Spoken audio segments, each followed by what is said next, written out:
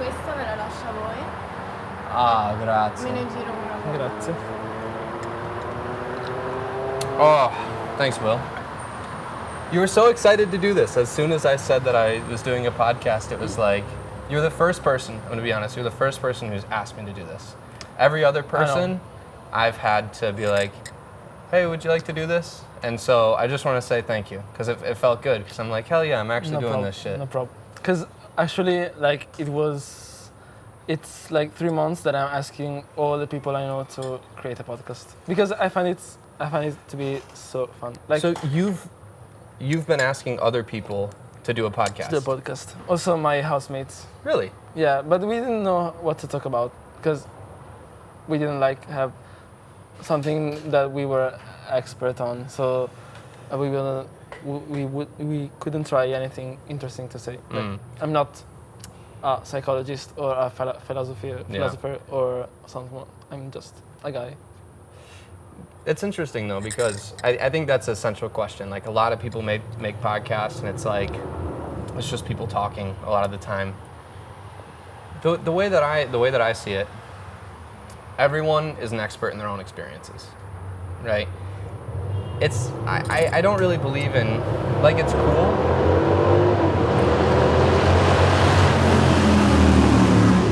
They love to be loud here. It's bringing a little bit of Napoli, cool. the Napoli to Torino, right? When people pass by, they're like, whoa, the people make noise, they're so cool. But like, fuck me. Even like when people quote experts, like, I know there's a fallacy with that, like only believing what experts say. I think it takes away the intrinsic value of our experience, the fact that everyone has an experience. Sure, there are people who study things more and understand things deeper, and we should listen to them, we should pay attention to them. But we shouldn't only take what they have to say. Do you know what I mean? So Yeah, I think it's course. important to have that balance. But in terms of this right now, my idea for this podcast was, I'm just gonna start talking about my experience and share my experience. So that's my goal. So as I'm traveling, as I'm going through this trip, and as I continue to live my life, I want to bring these conversations, because I've been noticing it's been happening for a while. Like, I talk to cool people, and I'm like, damn, I wish I could share this with others. Like, I think it would be nice to share this with others. Maybe others don't appreciate it, but then it doesn't matter. I just want to. This is just something that I want to do. Yeah. Their business. And what's cool too is what you. I think there are people that appreciate what you find interesting, even if you don't think it's important. Yeah. You know, if you sometimes like on the internet, you find blogs about, I don't know, a lost series that was aired 20 years ago on a TV in Mongolia, and you can be 100% sure that on the internet there's like a niche of people who appreciate that, like it's Titanic or something. Yeah, exactly. That's one of the benefits of this technology. Yeah. And I guess the audience that I'm working to cultivate, I mean, I guess I felt like for a lot of my life, I wasn't around my people, you know. And I think there's a lot of people that might feel that way, that don't feel understood by the people in their lives. Maybe it's their family, maybe it's their friends, whoever. And I want to provide a space that is welcoming to all perspectives, to all ways of thought, because that's fucking life. We all like do it differently, and I don't know. I want to create something that I want to listen to, that I want to enjoy. I guess that's as simple as it is. I can go as complex as I want, but simply I just want to make something that makes me feel at home. Yeah. So it's right. But also sometimes I found myself thinking that we create what we call our people. Because I say, I don't know, I meet a lot of people, you know, also the people you literally just met are people that I didn't choose to be my friends, but I found myself in a situation in which I could either say, oh no, I don't know them, or situation in which I said, okay, I can make it work out. Make it work. Make it work. Yeah.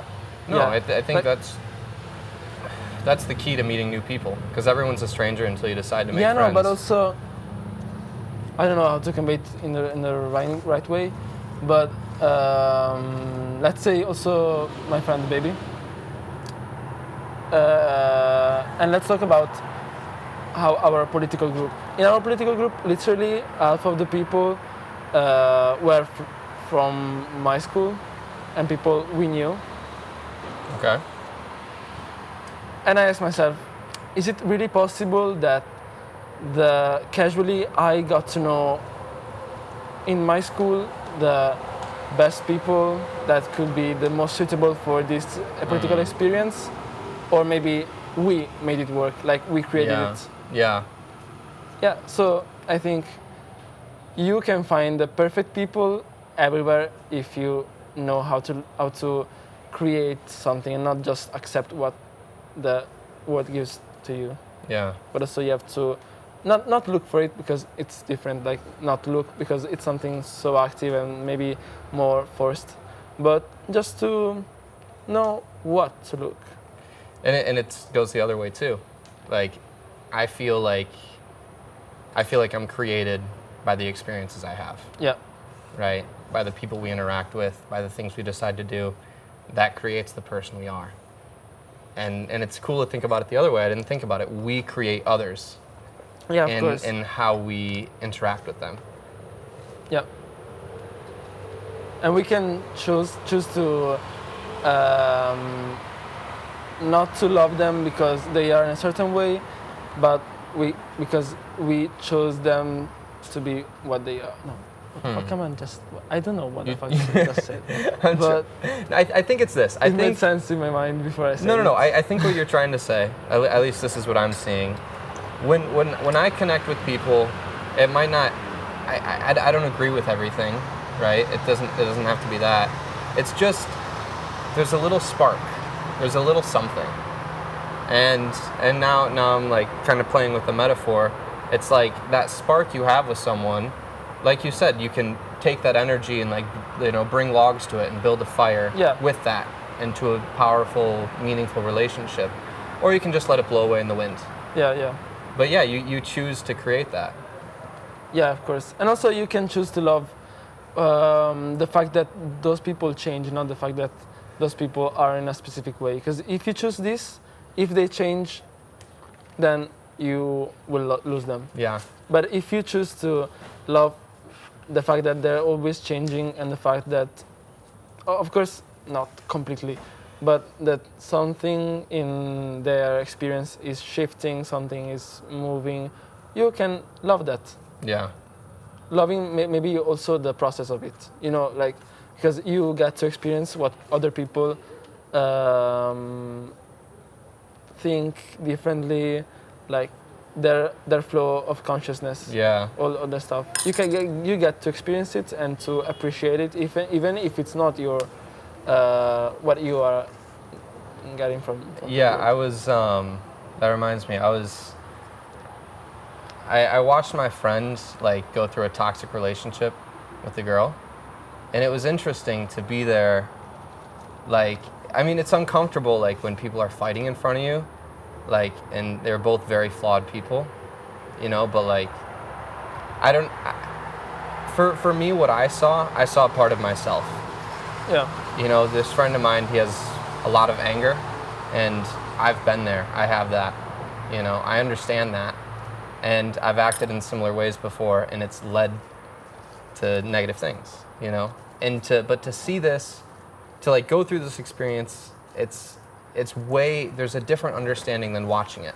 They're totally different, but I think having both of them actually helps to understand. And for myself, I'm watching it and I'm like, that's why I don't want to act that way. You know what I mean? Yeah. I could understand where this like shit was coming from. Like I understood the urge to like get the last word in, or like, you know what I mean? Like stuff like where like, you wanted to like prove yourself, right?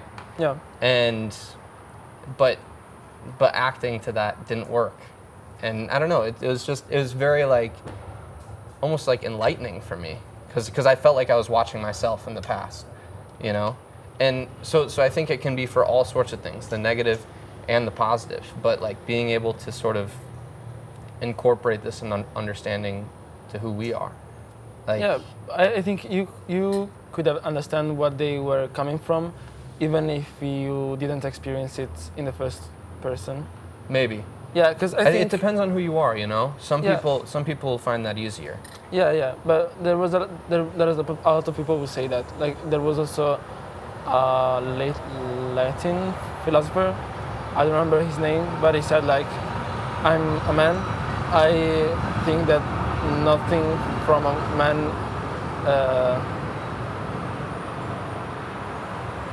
is away from me." I don't know. Oh, interesting. So even if you have I'm a man, so nothing. Can you repeat that again? okay. Nothing from a man is away from himself. I'm a Yeah. man, so nothing from a man Yeah. is away from himself. Is stranger to me. Because even if I don't know, maybe even if I didn't in my life, even if I've never had a toxic relationship, I could say, oh, they are talking this way. They want to say this because they feel this way, and this is very universal. Yeah, but Aside from the type of relationship you're dealing with. yeah, but I think what I'm trying to point to, it's like a deeper understanding. And maybe it doesn't matter the order. Maybe you can watch it happen, and then if you experience something, then you get that deeper understanding. Yeah. Or I don't know. Maybe it is possible just to like get that understanding from just watching it. But I don't know. There's something to going through it that you can't get from watching it, and there's something that watching it you can't get from going through it. Yeah. You know, of course. it's and having both those sides, it's Yeah, like yeah. This is like the best thing you could do to understand it. But I think it's like in books or in movies. You get to understand and being put in the shoes of the character, even though like you can sympathize with, I don't know, let's say, well, I don't know, the girl from Inside Out, even if you Sure. have never went to an hockey camp Yeah. in your life, because it's the same for everyone, except with different experiences. But how we process, let's say, how we perceive stuff, it's a bit the same. Well, I want it to be that way. I'm very hopeful, because if that's the case, that means that as a consciousness we don't have to keep going through the same things. So I'll just like to make this make a little bit more sense. I think what's happening, like, is we are one consciousness experiencing as much as possible, right? We are, And you so- mean like every person or all together? Every person altogether. Every person is one consciousness. I'm saying consciousness is like your hand and we are each a finger, Okay. right? Yeah. We're all part of the same thing, Okay. right? And that thing, I think the goal is to reach out and have as much experience as possible, right? But now if we can, with each of our experiences, actually learn the same lessons that an experience teaches without having to go through the experience with only being told a story, then we can elevate much faster, is what I'm saying. Yeah. Then we can all like learn from our mistakes So- a little bit quicker. You think that the way to elevate us as human beings is through experiencing stuff? Well, I think that's what consciousness is doing. But as a human, in this lifetime, wanting to elevate myself and wanting to elevate the world that I'm in, my hope is that we can tell stories. This is why I believe in stories. This is why I believe in sharing experiences. Yeah. Is because through that, we might be able to elevate. And now I'm skeptical on that as well. So when you were saying that perspective, I was just giving the opposite of that. But my hope is that we can do this. I think this is the aim of art. Yeah. Right? Yeah. This is I the think aim same. of stories in general. This is why I love writing stories. You know, this is like why I love telling stories and talking, is because I think it's a very important tool. I don't think I would define it as the aim of art. I think I would define it as the what art causes. Because I think the aim of art, in the first place, is for the artist to express himself, themselves. Then this causes other people to being told a story, but it's not like what it was made for. Yeah. Maybe it's a second. Well, it's both sides of it, but it's interesting because I think my insecurity is as an artist, I've maybe that's a misuse, maybe that's an abuse of art, but I feel like why I've developed the ability to talk to a decent degree is to be able to be understood, because being misunderstood, I think, it's probably one of my greatest fears. Same. Honestly. Same. And the only difference between an insane person and an intellectual or a genius is the ability to communicate. There's so many people that are insane that if they were able to communicate what they were thinking, it would be something mind-blowing. Yeah. But the thing that's keeping them in that box that everyone puts them in, literally sometimes, and a lot of the times not literally, is that you're a crazy person, you're insane. And unless they have something, I don't know. So I don't know. That's why I believe in communication. But I don't think that's the right reason. I think maybe the right reason is to just, because that takes away. Remember what we were talking earlier about the flow state. The best thing about writing is being in that flow state. Yeah. That takes away from that, because that's a lower vibration. That's something that you want to fill a hole that you have. But if you can, I think maybe the trick is if you can find that fulfillment within yourself, right? Then we can all just be faucets. And faucets, like you turn on the water, and creativity and this is just flowing through us. But it's not like, I don't know, I don't know how to extend that metaphor, but it's not like we're doing it to fulfill ourselves, I think it's for maybe it doesn't matter. ourselves, but it's to understand ourselves. Because I think sometimes I have the fear that we are not able to look inside us. We just are able to look outside us. And the way to look inside us is to put what's inside outside. So this is art. That's exactly what. Yeah. If I have something inside me, I can write it down. I can paint it. I can sing it. I can. I don't know. Whatever form of art you prefer. And then I look at it and I say, okay, this is me in this time. Exactly. Now, that was that experience. Yeah. That's that feeling. That's that vibration. Yeah. No, I thank you for putting that into words, because I've felt that. Okay. I know exactly what you're talking about. Would you, I don't know, why would you use the word vibration? Vibration? Yeah. Because everything is vibration. Okay. We're existing in a field of energy, masked in the guise of matter. Mm-hmm.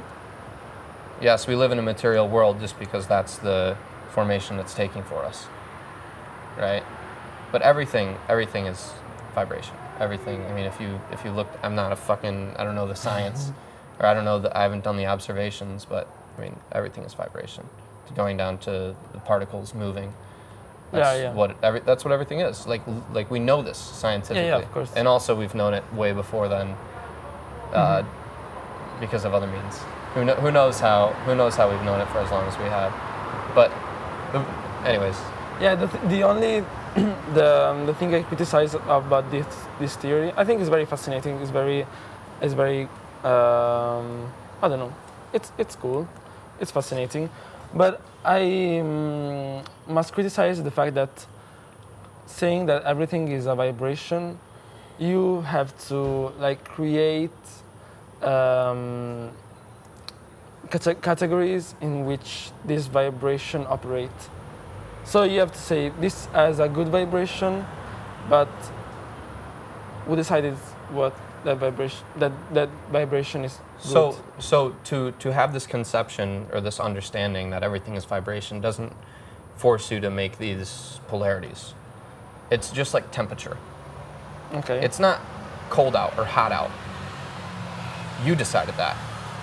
All it is different vibration. Yeah, no.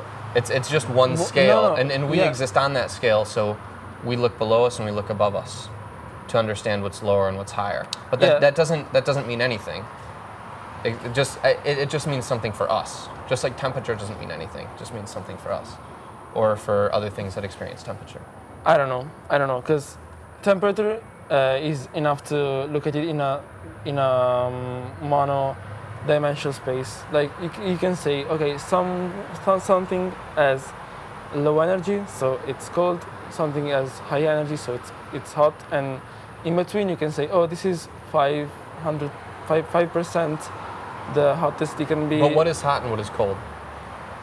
Yeah, for example, it's the state of vibration of the particles in that body.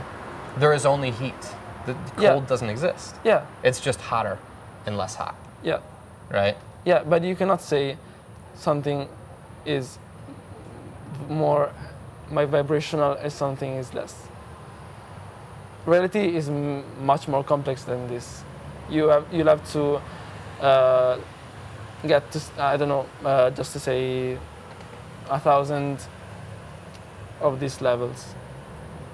It's incredibly complex. Yeah. But I think, okay, so the purpose of this understanding is not, okay, the purpose of whatever. The purpose of this model,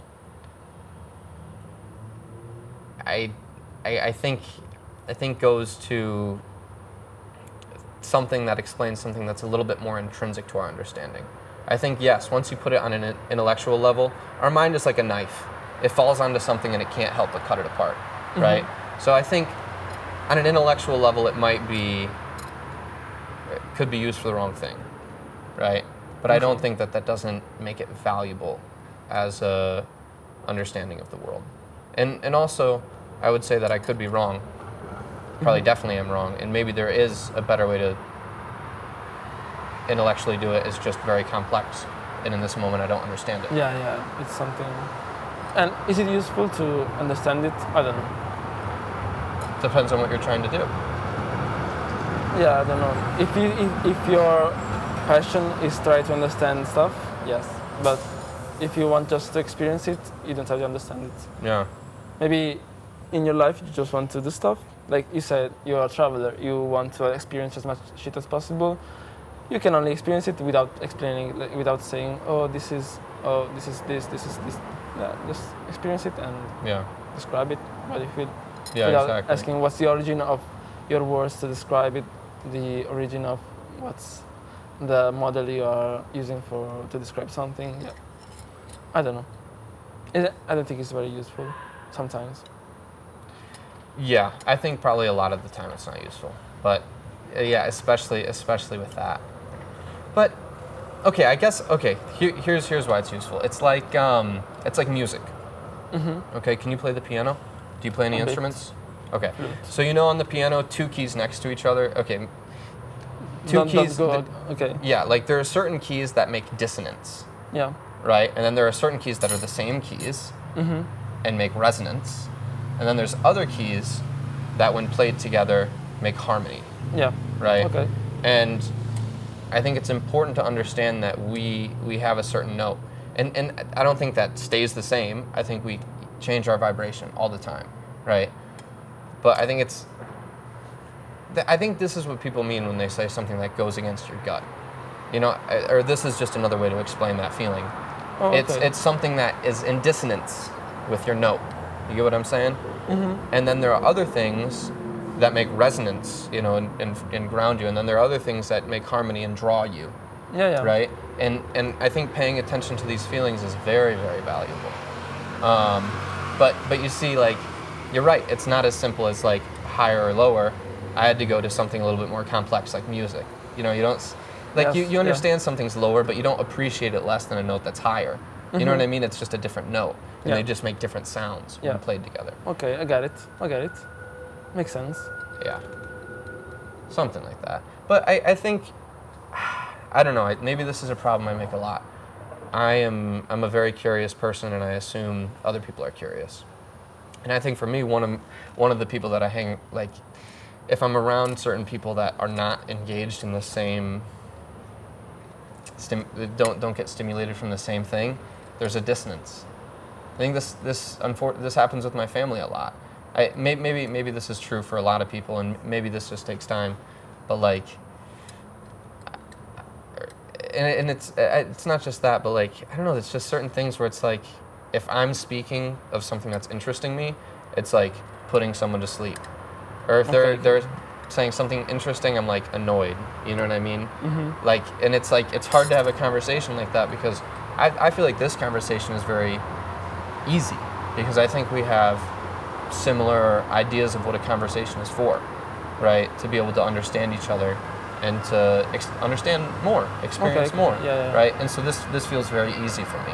But then there are certain people that don't have the same goal, and then it becomes very frictional, you know? Yeah. Yeah, I feel the same as well sometimes. But also, I don't know. I don't want to judge people. Maybe I'm the one off tones. Yeah, Exactly, I don't know. exactly. If you are in an environment and you feel out of the place, maybe it's not the place, it's you. Well, that's the key of relativity. Both are true. Yeah. They're out yeah. of tune and you're out of tune. It's just in tune to what. So Yeah. we have to understand what we want to tune ourselves into, and that's what we'll make harmony with. I agree. And I think that's how things work. I think that's a little bit of magic there, you know. Yeah, that magic. I love this word because I don't believe in magic. That like I don't believe that if I say I don't know something, then something catches fire. I don't believe that, but I believe that magic is the yeah what okay maybe what you said what you said about vibes is what I said about what I think about magic because I think magic is the little stuff in our behavior and in our environment which are not completely understandable. So, for example, the instinct, like I don't know, if I see you and you don't feel right to me, I cannot explain it I cannot explain it maybe, but I know it and I define this as magic, as instinct. Because it's something that it's very subtle, it's very incomprehensible in a broad way, but we are so. It makes sense intuitively. Yeah. Intuition is something very worth it. Like it's something very important and something that we should appreciate more and try to understand more. Yeah. I think it's about vibes. Yeah. Yeah, this is the vibes. And what I'm curious about is if it's possible these things that are smaller and harder to be understood, those things are possible to convey. You know? And then I think if we can get better at that as a species, I don't think it's you know, we have to make an effort, but like our language is not so well geared toward explaining these things. That's what I was you about know, to say. we have, you know, and You're just as smart as your language is. yeah. If you So want I don't know. to I don't know say if I something- could speak Italian. If we could have a better, you know, maybe it's easier to explain these If things in I Italian. spoke perfect English, we could like be, I don't know, like literally Aristotle and Plato talking. Saying, yeah. That's something about physics But- as well. No, but I don't know. It just seems silly to me that we're not trying to craft our language around conveying. I want to say higher ideas, but again, raising all the ideas. You know, and maybe that's just what's happening. We're just seeing it at a slow level. Yeah, the thing is, maybe all the speech we're having could be said in a word in a different language. Maybe there's a culture in Asia in which the word vibration and stuff as a specific word and a specific meaning, and we just don't know it, so we have to say, yeah, I think vibes are this and this, but not like you think, but maybe they have 10 words for vibration. Yeah. And they can describe every, or I don't know, you need infinite words, but yeah, exactly. Our culture is not enough for us. We need to elevate to other cultures. Maybe aliens do this, I don't know. Aliens? Yeah.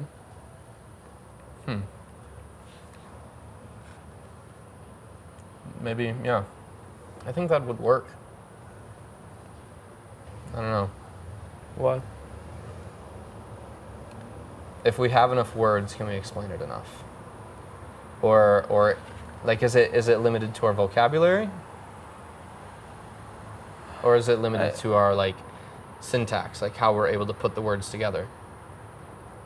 I think maybe both. Maybe both. I don't know, but yeah, this assumes that it can be done. Of course, we have to assume, because otherwise we wouldn't try. But maybe language is just not enough. It can be done, but if for something to happen, there needs to be a specific need. We could have a culture in which, I don't know, the word vibe and the word all this have a meaning, but because this culture has maybe the need for that, they have to somehow have in their history, had the experience on something that made them say, okay, we need to have this. a word to explain this. Yeah. We don't, so Yeah. we don't have a word for it. Yeah. Yeah, it's not. It's not necessary. Yeah, it's not necessary. To continue to live in this vibration as we are as humanity. Yeah. But I think if okay, the ideal worlds, talk about world peace, everyone has food, everything works, yada yada yada, These ideal worlds, I think, require probably an elevation, right? This one we're living in right now, I think, is adequate in remaining this way with the language we have. I don't know. Elevation, what you would say? I think we need delevation. What's the opposite of elevation? Lowering. We need to get lower down.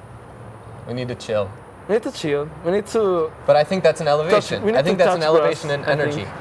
How I perceive that is an elevation in energy from where we are at now. An elevation, I'll say this, in consciousness from where we are now, of the things that we're doing to other people, to every other species, How we're just, not. We just need a little bit more consciousness. But the fact that you say getting higher, it means getting far away from the ground, from where stuff is happening. No, and this is why I like vibration, because there is no ground. Right? Okay. I'm not saying get fucking crazy. I'm not saying go to Mars, although maybe that would make sense someday. I don't know. I'm saying we need to increase our consciousness. We need to raise our vibration. That's what I mean when I say that. Increase our consciousness. Okay. Need to be a little bit more aware, and then I think through that, we're gonna start finding solutions for this shit.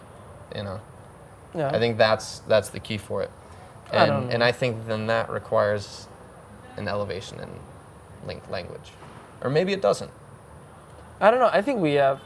Okay, maybe not. We don't have the words for everything, but we have the words that we need actually. If we just put them in the right way. Yeah, and also use enough of them. Use them in the right way and use it with their full meaning. Yeah.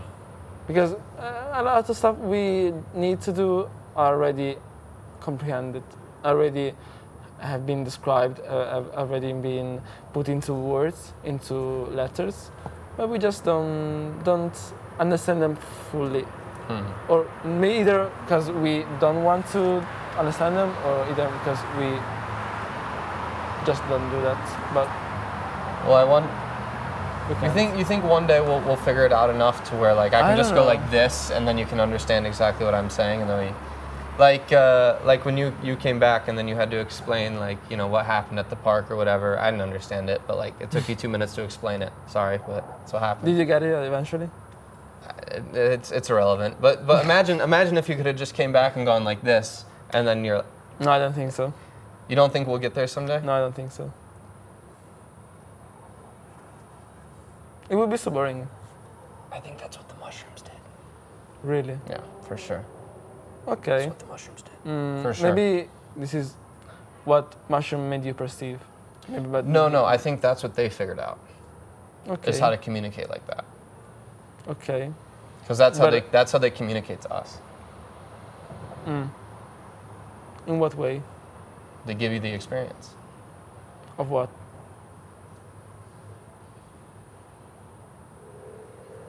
No, that's a fucking question.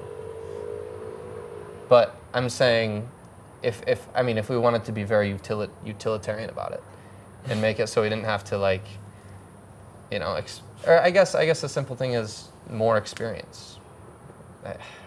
I don't know. It's circular. More, it's circular. It's circular. That's a big experience? level. Yeah, because even like you explaining something happening, anyone explaining something happening, you can be like, huh, okay.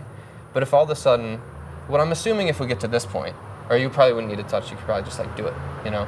But like at that point, I'm assuming what would happen is you get put in their position as they were in, not as yourself, but as them. You don't feel like yourself, you feel like them, going through that experience. And then you get back here and you're like, okay, I think this is very magical, but not in the right way. I don't believe in this. I don't know. I never tried mushrooms, unfortunately. But I don't know. Maybe it. I think it maybe was your perception of this, and it's fair and it's important. But maybe it's not the truth. It's your truth. It's the way that you thought this. I think many people have very, very similar perspectives. But what can I say? I would just say if you're curious, try it. Okay. I'll put it in my list. I don't know. It's in my list. It's my things to do before dying list. Definitely don't die before. Yeah. It'll help you understand death, probably. Who knows? Okay. I understand but that. I think the. I don't think I have a problem with that. But I think, you know, what we're talking about here, which is our problem with communication, I think the mushrooms figured that problem out. Okay. As a species, they're just way ahead of us. I think art can do it. I think art is like the most beautiful thing we have in this world, but it's like just like a fucking, I don't know, it's just like if you had a giant painting and you like scratched at that painting, that's like all the art we've created, and then there's the painting behind it. Yeah, you of course. I don't. Yeah, but I don't know. I think it's worth it. Yeah, but it has to art be. is our communication of something. So, not our communication. It's something that we communicate. So, the art that is being done, and that it has been done, is the art that needed to be done. It's not. If you're saying 100 humans made art, it was because they needed to do that, and they did it. And what the next art that will be done, it's the art that the future people will need to do.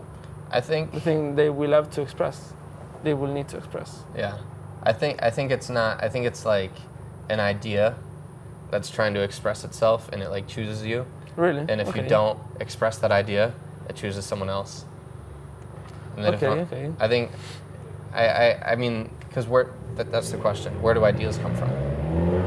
I think you just have to make yourself a servant and understand that these ideas are coming from somewhere else, and you just have to be the one to throw them across. I think ideas is a sum of the vibration we talked about.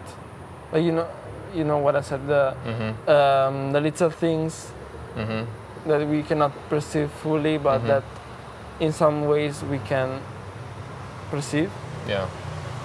Sum up together, and they create ideas, and they create thinking. Yeah, exactly. Yeah, but it's not something above us that chooses us. It's our stuff. You think so? Yeah. You've never gotten that feeling when creating that you're like, where did this come from? Like you connected the things, but it just came to you. You've never had that feeling? I know it came from me, and I thought that everything that is inside me, I took it from the outside. Yeah, but so why can't this idea be coming from the outside? You're saying the idea is coming from within you. from within you, that means it was earlier outside of me. Yeah. I just made it become something. But it wasn't an idea before it got to you. It was just Was observations that you Yeah. took and then rolled into an idea and it came out. yeah. Yeah. It's like idea is red and blue, and I made purple. I took Yeah. some Yeah. some of blue, some of red, and I But made purple was already there. No, I made it. Okay. I think. I don't know. I'm not God. No, I'm following your metaphor. We don't have to get I know too you literal. think I am, but sorry. Yeah, I don't know. I don't know which one is right. I guess, I think for me, I think they're probably both true in dimensions that we can't fully understand. But like, I don't know. I don't want to get too complex on it. I don't know. Yeah, we gotta shave it. You know, Occam's shave. Occam's razor. Razor. Is it Occam's shave in Italian? How do you say it? Razor, yeah, no. Okay. Occam, yeah, okay. Occam's We shave. gotta shave. Yeah. I think for me it's useful though to understand it as, or to think of it like a gift. I think it's much more helpful because I think the other way can lead to egotism. At least I've felt problems with that. Like I don't know, I feel like I build myself up too much. And that person that builds himself up too much then isn't willing to express things because I have this filter of, I don't know, that might just be a personal problem I have. I build myself up to have a filter too much of like, I'm like, oh, I think that's stupid. I don't want to say that because I conceive of myself in this way. But I think the more creative thing to do, and in being more creative, you end up expressing these deeper things more than when I have this filter, is to let it all come through. To let myself feel stupid. Because even though I might feel stupid in the moment of saying something, it might be something that actually resonates. It was just I was allowing myself to actually flow and let the thing come through me instead of posing myself up into this pretentious dickhead who thinks that these ideas can't flow through, and then I end up not having any ideas and then feeling insecure. You know? I agree. So, but I guess that's why this conception of it is helpful. But the interesting thing is, it actually feels very true. Like I feel, I don't know, if I think about it too much, it's hard to express. But if I'm not thinking inward, if I'm just allowing myself to let this shit come through me, it doesn't feel like what I'm saying right now is something I'm saying. We should stop communicating with words. We should like look at each other and say, Yeah, right? Yeah, this exactly. podcast is this. You got what we are saying. But I know. I like the... No, stop. They know. You know? They know literally. Like we are thinking that the people watching this don't know what what you want to say, but maybe they know. They don't need you to explain it.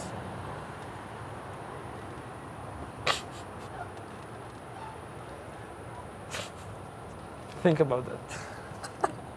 No, literally. Sometimes, yeah, no. I don't know. Maybe not. This shit is killing me, dude.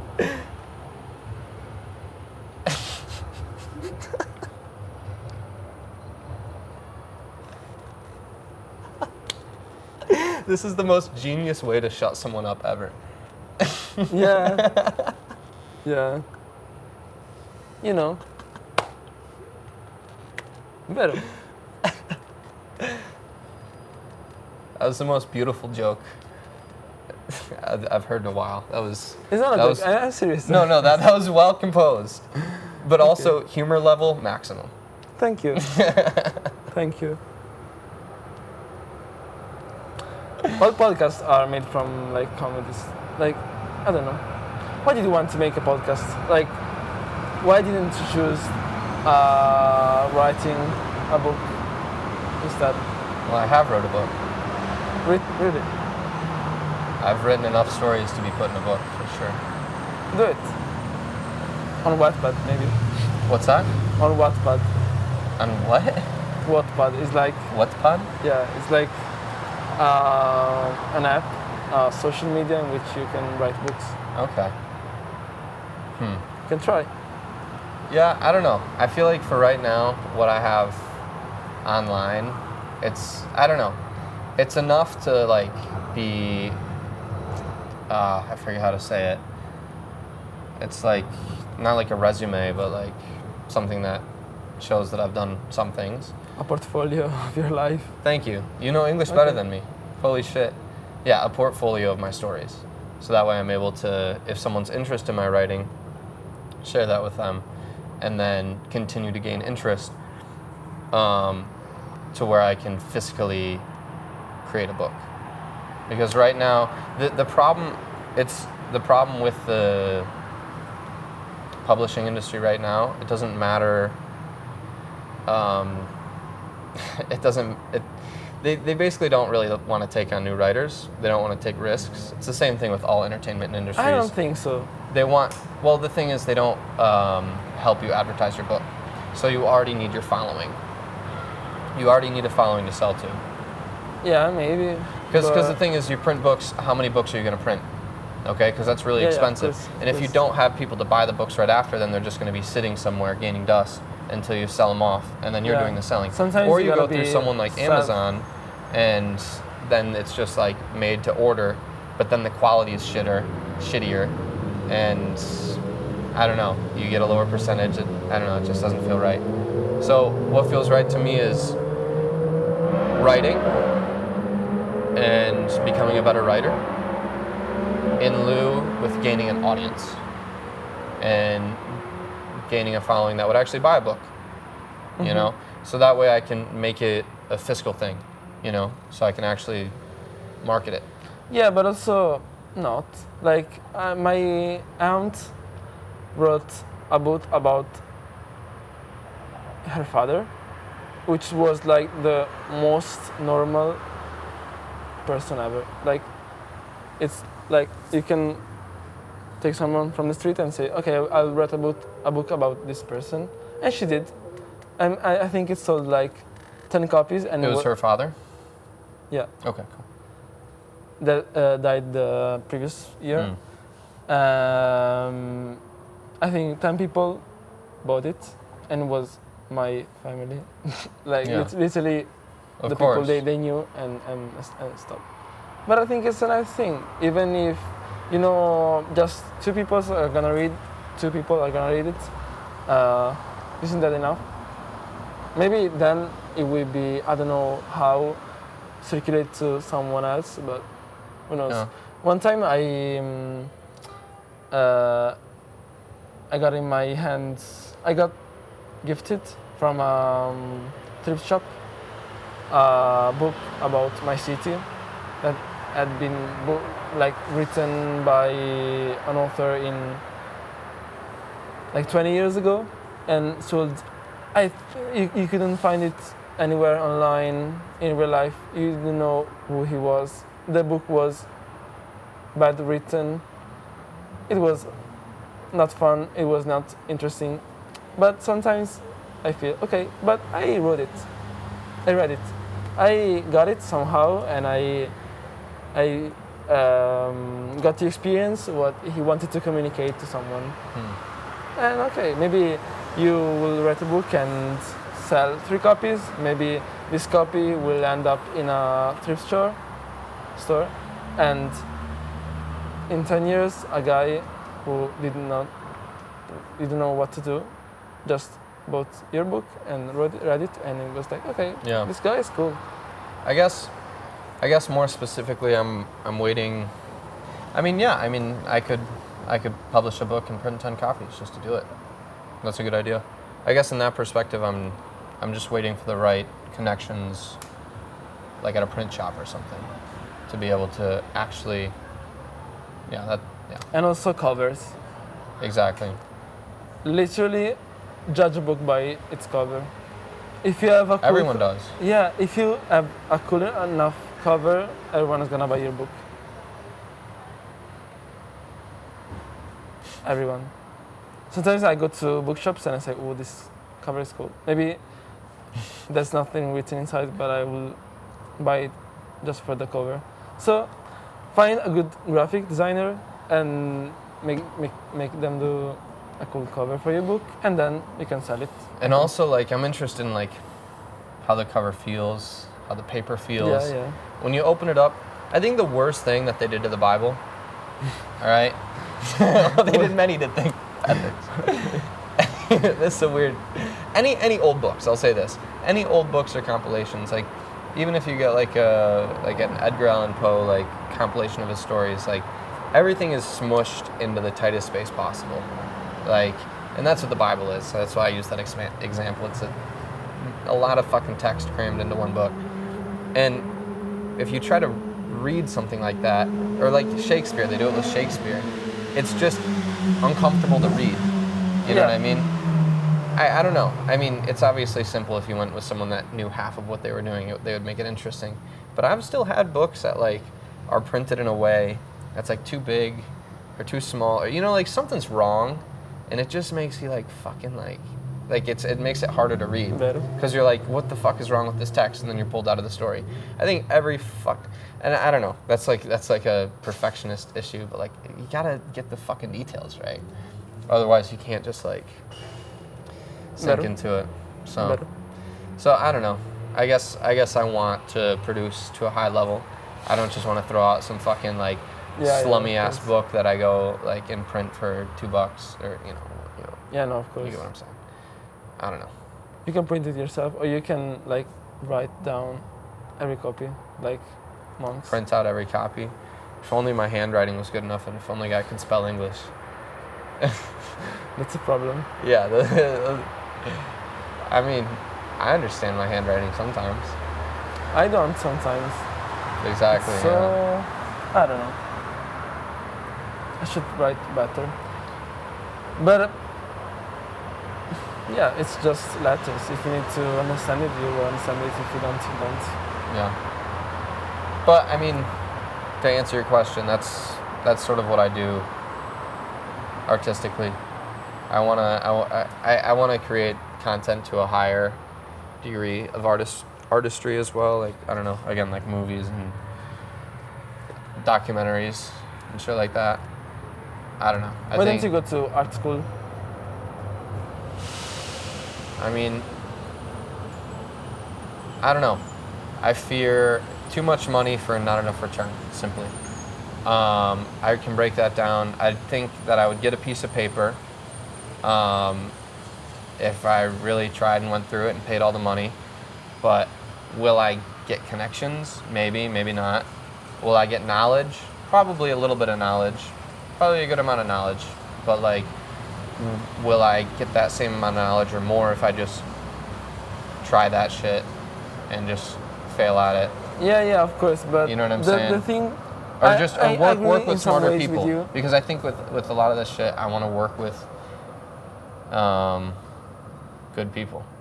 You know? No. It's I don't want to do all this shit myself. I think I have certain advantages, but everyone has their disadvantages. I have my disadvantages in terms of what I can create. And I think to create something great, you need to rely on a couple people. Yeah, also. And this will help you out, maybe. Yeah, but also, I think, you're right, maybe academies won't make you learn like all the stuff you need to know. Maybe you can learn the same stuff, the same amount of stuff in a different way. But I think what this stuff, like what academies teach you is not what to know, but how to know. So. But I think I know how to know. Are you sure? Yeah. Okay. Maybe I can learn better. Complex. Yeah, I think it's incredibly complex, but I don't know. I like figuring it out better by myself. Okay. And I feel like I understand it deeper when I figure it out by myself. I feel like I have a hard time listening to people and understand. Like getting a deep understanding from talking to people. And like, I guess I think deep understanding is not communicatable. It's kind of like what we were talking about earlier. I want to go, and I like getting wisdom, of course, and getting information. Everything is information, but it's hard to assimilate that into my deeper understanding. I don't know. Especially for learning things. I mean, I want great teachers, but I don't know. I guess the true answer to your question is I'm afraid that the university doesn't have adequate value for what I would be paying for it, or for the time I would be paying for it with. Okay.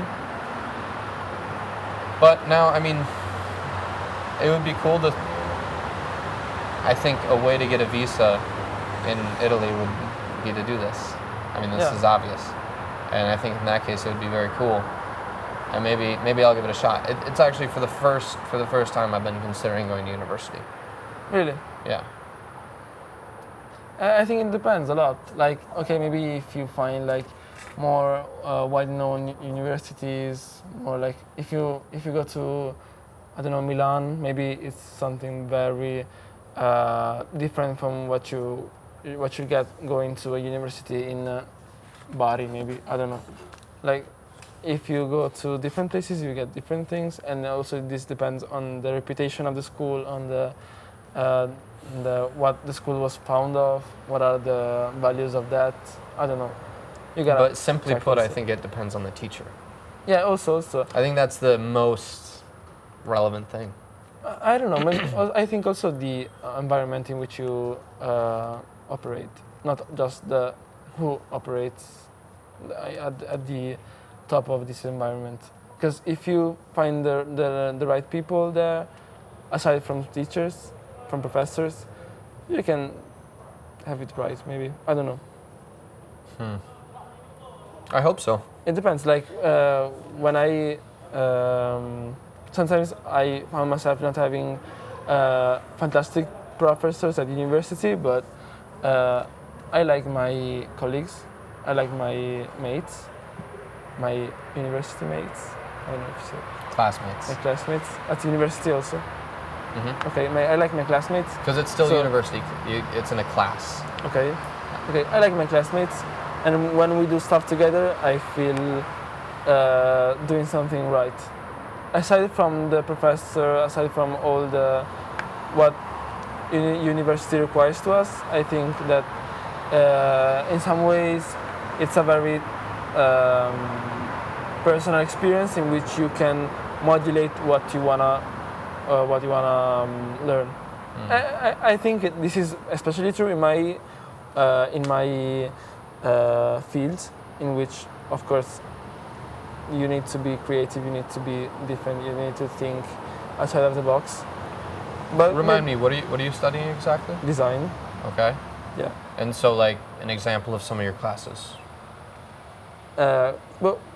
Designing objects, designing, I don't know, me and Marty designed, for example, a calendar last semester. A calendar. A calendar. Yeah. Or I just designed something to hold flowers. Okay, a vase. Yeah, not a vase. Something to bring them whenever you want.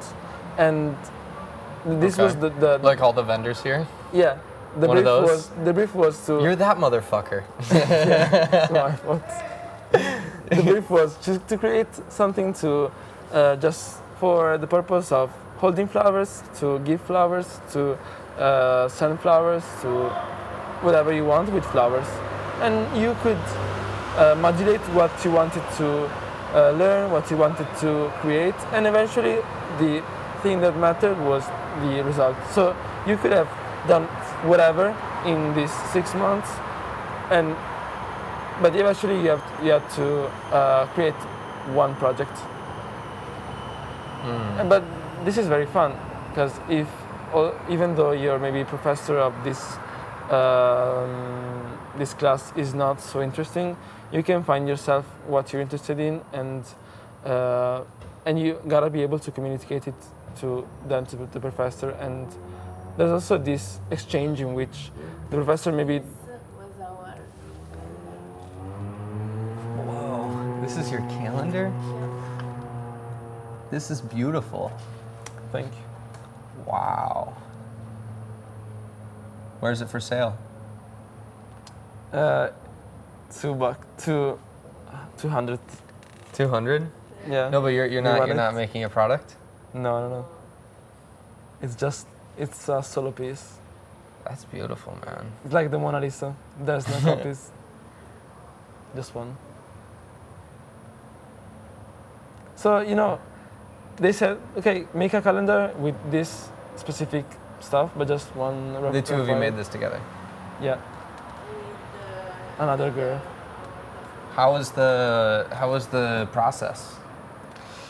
We had a lot of options. We wanted to do something that stood out a bit, something that was a bit fun to look at and say, well, cool, I like it. I like the shape. The shape is interesting. And we first had like 5 options, I think, yeah. And we all presented them to the professors. And they choose our idea in which there was this thing and just a spiral. Okay. And then like we a clock added, tower. yeah, a tower with a spiral. And then it changed. It became more easy to produce, easy to create, easy to use, easy also to appreciate, maybe more dynamic, with a better shape, something more cool, I don't know. And a lot of inputs you have from other people, from the professor, from stuff, and then you create something unique. Wow. And I think this is something that outside of university, it's difficult to achieve. Maybe, of course, you can create something by yourself, but it's nice to have some tutors, some people who can help you do that because they have been doing it for years, and they have been through what you are doing now. Wow. I think you might have just been the best salesman for college I've ever seen. Yeah, Politecnico di Torino. Scrivetevi, ragazzi. You can, yeah. You guys are awesome. Yeah, but this is something with our university, but I think it could be the same also with art degrees. I don't know. Maybe more than us, because our degree is a bit technical, not just creative, but it's also very technical. But if you go to art university, maybe the thing is very different. I don't know. I cannot talk for them, but yeah. All right. Some things to consider. I mean, it would make sense. It would make sense to do that. I don't know. Yeah. I mean, wow, you really did paint a wonderful picture. I guess for me, like, school's always been like fucking hell, honestly. yeah, then it depends on the schools. Maybe we were very lucky to have a fantastic workspace, but then it's also how you respond to bad workplace. Maybe you are in hell, but you can make it work, and then it's fine. Yeah. Yeah, I've never, I guess because of this and because of poor teachers, I've labeled school as negative. Even though I've always been very curious and I've wanted to learn more. For my experience, that's not what school has been, you know. Yeah, I know. That's also the reason why we created our political group in my hometown. When I went to high school, because we found there were a lot of problems in how school worked. So we wanted to create a space in which students were able to appreciate more the school itself. And a lot of our critics by the, I don't know, the teacher and people were like, oh no, you want to be different, you hate school, you don't want to do, you don't want to learn. No, it's the opposite. Literally, we did what we did because we loved school. We loved the fact that school is made for people to grow and people to learn and people to experience new stuff. And we criticize it because we love it, not because we hate it. It's like in relationship, in friendships. You don't criticize someone because you hate someone, but just because you love them. And sometimes critics are the best love language you can experience love, which you can experience love. So, yeah, of course, school, university have a lot of problems, but then it's unlikely. If you want, it's up to us to create microenvironments in which you can like change your experience. Maybe your school is bad, but you can create, I don't know, a space inside the school which can help you respond better to the bad stuff that happened. With other people or with with yourself? other people. Okay. I strongly believe in collective stuff. Because other people are experiencing the same stuff as you do. So they can give you ideas on how to respond to this. They can stand out with you.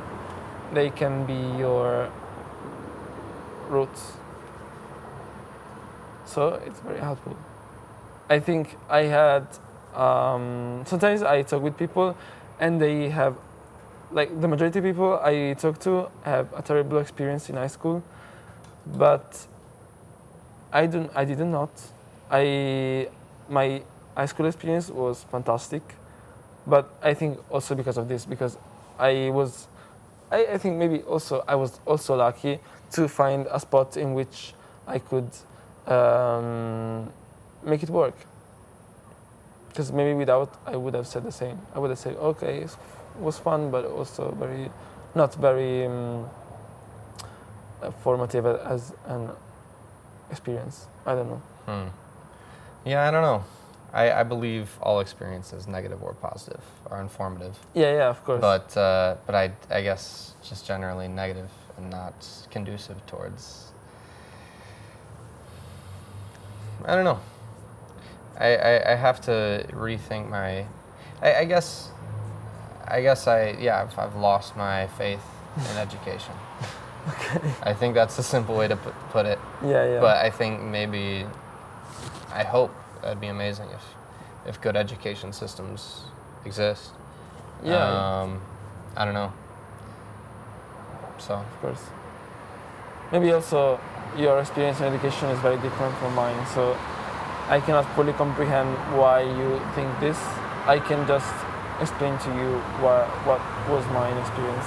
Well, like in a totally different system, in a totally different country, in a totally different. A simple example is like a teacher who's not receptive to different ideas not because they might not solve the solution, or they solve it in a different way, maybe better, maybe worse. They solve it. Just because it's not the idea that they want to teach. And I think that comes down to a lack in quality teachers, people who just understand it at a very low threshold, enough to know that their idea solves it, but not enough to want to expand that to different solutions and want to enrich their ideas well. I feel like I've experienced a lot of teachers who don't want to learn themselves, who want to be stuck in their way of understanding, and even if you bring new ideas to the table, that they're not, there's like this hierarchy of teacher, student, Yeah. And I don't know, I think as a teacher, you're in the same position as the student, you just have a little bit more experience and a little bit more knowledge, but the fact is, the experience of learning, which you're taking part in, is bringing knowledge to everyone. Yeah. And if you cut that off as a teacher, then you're not making yourself conducive to a thorough learning process. Yeah, you're right. So, but I feel at the same time, like, I don't know, recently in my life, within the last 2 years, I've met, or no, sorry, in the last year, I've met two people who have really been like mentor figures for me, in different ways that have opened my mind to different ideas. You know, I've connected with on different levels, but I'm like specifically a mentor figure. Like I've met a lot of people who I've connected with and enriched my experience and understanding, but like specifically like a mentor type. Mm-hmm. Like these two people are my dad's age. You know what I mean? Cool. So like, but it's interesting because I think, I don't know, like that life experience of having lived shit and having been like going through a shit ton of life experience, and then them being receptive to sharing that has been very like very beneficial for me. So I don't know. I believe in teachers. I think there's great teachers, but I don't know where to find them. Maybe I find them in a education system, or maybe it's like you said, it doesn't matter the teacher. Maybe it's a space. Yeah. That's something about. It matters. That's something the I haven't even. Matters, but I have it's to be honest. Just the only thing that you can find in schools. I honestly hadn't thought about it that way. I really thought like, I don't know, but that's.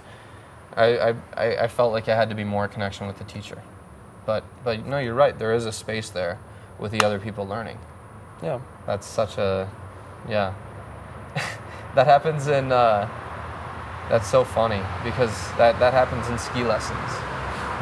Like sometimes you have a way of explaining things that you're used to explaining, and sometimes there's someone that just is able to learn it themselves. Maybe they're doing a little bit better than the others, and then they think of a metaphor from their life, and then that conveys it to them, and then other people get it, or they're able to like teach each other, and it's magical. And then I'm there as a teacher, like, oh, boink, mine now. You know, that's the best thing you can do as a teacher is steal. Yeah. You know? Yeah. And you're just like, that's how you explain that. You know, like, you know, that weird thing when you do this a little bit with your you know, whatever. That's how you explain that. Yeah. And I don't know. So I love teaching. I love learning, and maybe a university is the right place for that. I guess another factor that kind of, I mean, a very relevant big factor, that it's like a money thing, you know. Mm-hmm. Like I can travel much cheaper than I can go to university. Yeah. And I'm going to get a lot of experiences traveling that I can't get in university. But I think it makes sense. It makes sense if I want to live here, if I want to stay longer, if I stay at a university, then I'm really going to be able to live here. I think that's the difference. Like, I was thinking about that. I'm like, you know, traveling's fun, but traveling really is just going. Going implies leaving and coming. Yeah. You know, it's just changes things. But if I desire deep understanding, I don't want to be a traveler. I want to be someone that lives places. But traveling also means staying in other spaces, not just going. Yeah. I guess that's the side of it. I feel like that's the shadow side of it. It's the side of it I feel like doesn't get portrayed enough. People romanticize it, you know. Yeah. You know, you're going there and you're seeing that. But I think I almost despise tourists. I despise travelers in a sense, because so many people just like, they're like going somewhere for a night and then going somewhere for a night, and they're like, I want to see every city in Europe in 2 months, and you're like, okay. Like, are you really gonna see any city? You know, you're not gonna see anything. You're gonna go there. You're gonna look at it, and then you're gonna take a picture and then forget about it. But then for the rest of your life, be like, oh, I went to Paris. Oh, I went to Rome. Whatever the fuck. You know, you're like, I went these places. It's like, cool. You didn't learn anything. You didn't experience anything. You don't know what that's like. Tell me about Rome. Really? What'd you say? Oh, I saw the Colosseum. Not that I can. I'm just saying, like, that's the problem. Yeah. Yeah, I know, you're right.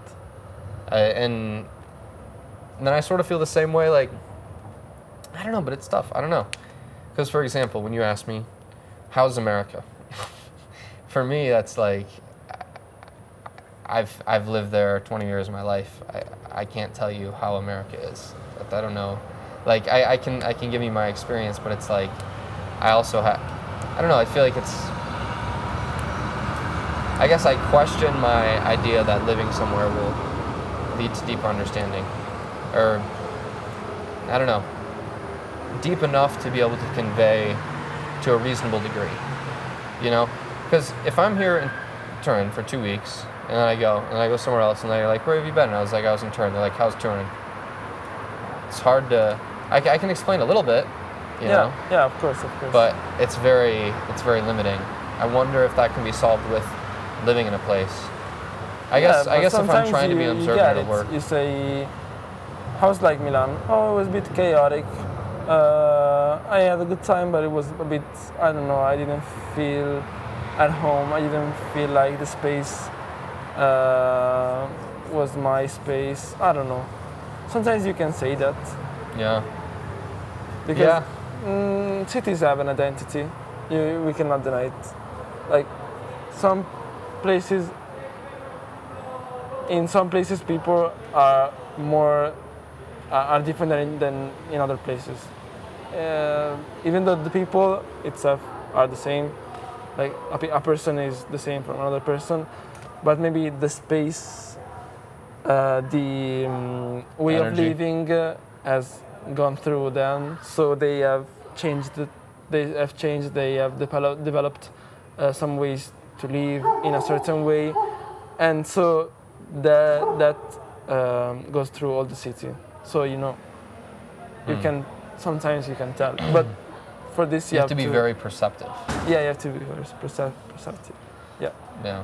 And talk with people. So I very liked what you did the last day when we met.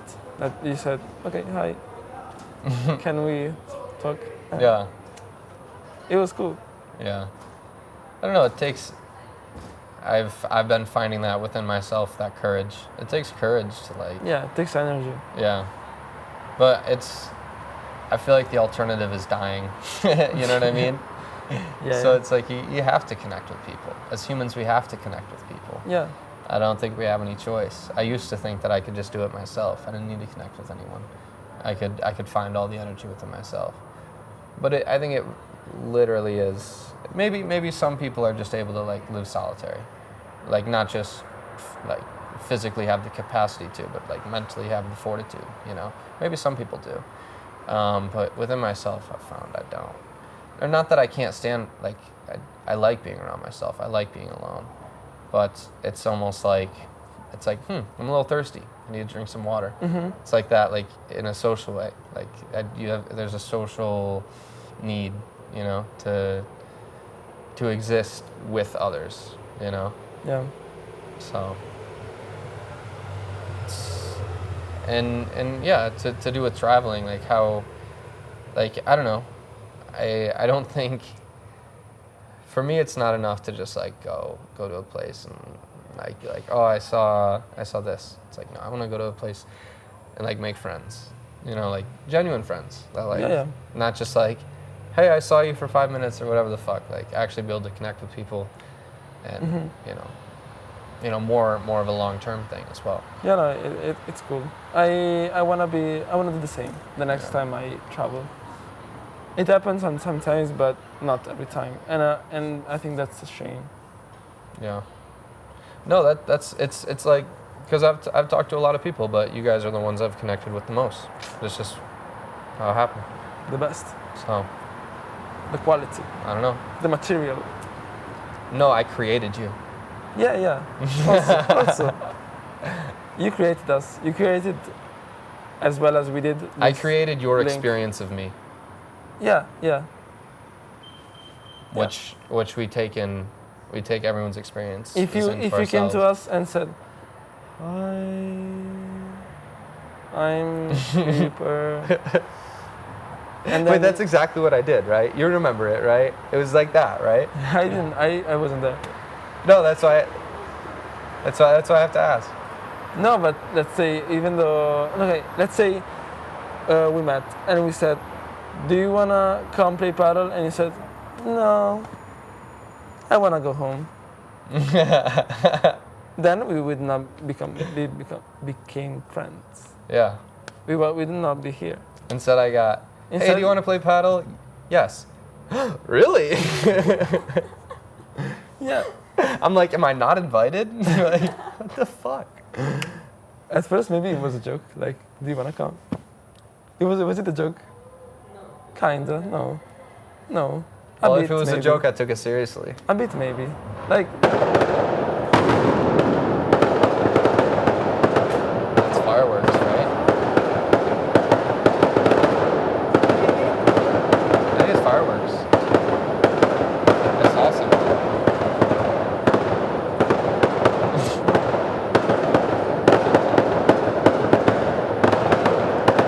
Really? How late? It's obviously fireworks. New cigarette. What's that? Let's see. Ba-ra-pa-pa-pa. ta-ta-ta. They say that.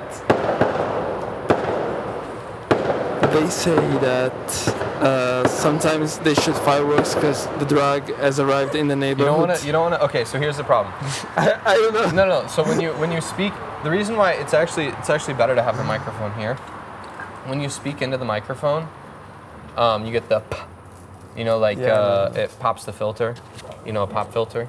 But what if I want to do an ASMR? So that blast of air, like this. So it's better that the sound wave wraps around because the air goes Yeah. this way, the sound wraps around, and this is exactly where you want it. I was saying sometimes, I don't know if it's true, like they say that sometimes they shoot fireworks because they want to say that the drug has arrived in the neighborhood. I don't know. Really? They say that. It's like I don't play Fortnite, but what happens when the care package? The Yeah. care package has arrived. Yeah. Everyone's gonna go run to the care Yeah. package. But I don't know, maybe because then also police knows the drug has arrived. So I don't know if it's true. Maybe they're just partying. You've never ran to the care package? It's like the end of the rainbow. They're Yeah, just gonna exactly. go there.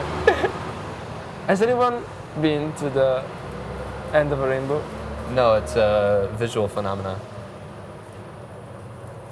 It's how light bends in water. Yeah, Or I know, but there has to be an end. No, when you look and you see it, you can say the end is there. But when you go to it, it moves with you. Because it's being seen in the light.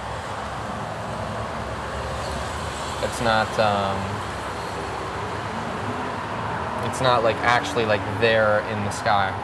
It's like something that you're perceiving in mist. Are you shooting my dick right now?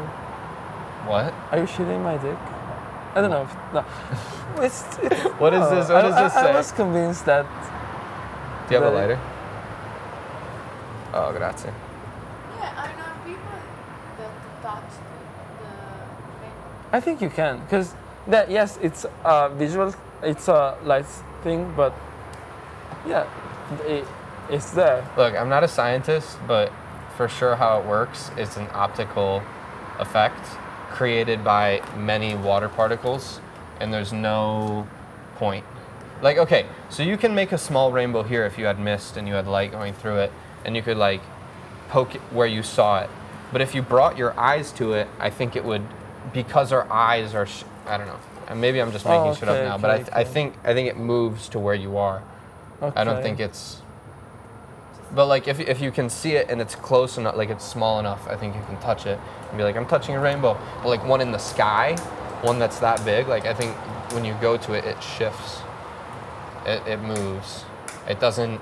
You can't get closer to it. It moves I think that's kind of the reason Okay. why it's the way it is. It's like, Thank you. you know, it's at the end of the rainbow because what you're. I'm killing myself tonight because of this news. Basically, you're like a pig with a carrot and a stick in front of it. Okay.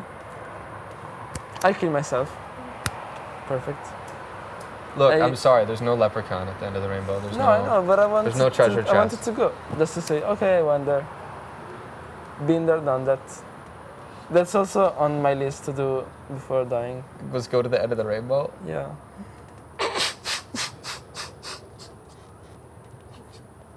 Am I an asshole for laughing? Puoi provarci. You can I can try. Okay, yeah. It's okay. You can try, I can try. dude. That's not? like Try. I will change it to. I didn't write it down. I thought about. I can change it to not go there, but try to go there. Yeah. Yeah. But I mean, will you feel any... Chasing rainbows. Yeah. That's like a dope album name. You should make some music. Chasing Rainbows. Yeah, I know. I'd like to make music.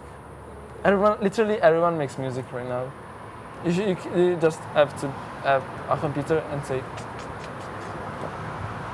Making music is very fun. Do you make music? Do you make music?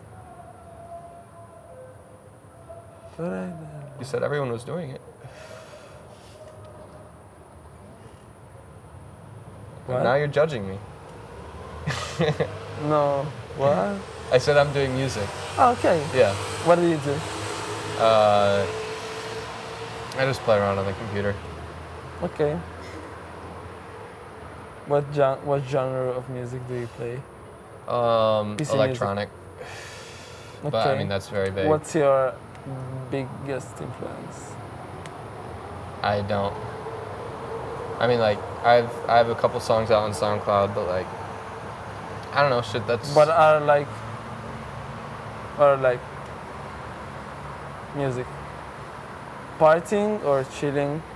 Chilling, maybe on the verge of like partying. I don't know. Like aperitivos music. If I knew what that was, yes. You know. Like Yeah. Yeah, but not always four on the floor. Like What? boom. That's or like boom boom boom boom. It's four on the floor. 4 beats in a row in the same rhythm. Okay.